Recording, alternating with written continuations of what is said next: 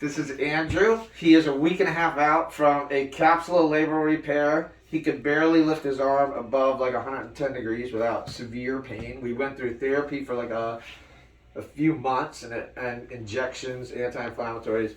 He had a big paralabral cyst, and I'll show you right here. He had labral tearing in the front. He had his biceps had like some intrinsic damage, was very inflamed over here. So we did a 3 Anchor Labral repair, pulled up his middle glenohumeral ligament. I left his biceps alone because it actually looked fine. It was just unstable. Week and a half. We just took his stitches out today. Go up this way. Go back down. Go behind your arm. Go like this. Go like that. He has almost full motion. He has not started therapy yet. He was only doing pendulum exercises. We're going to start him in therapy today. He is still in his sling, which he is only wearing because I told him to, which is absolutely still the rule. Okay.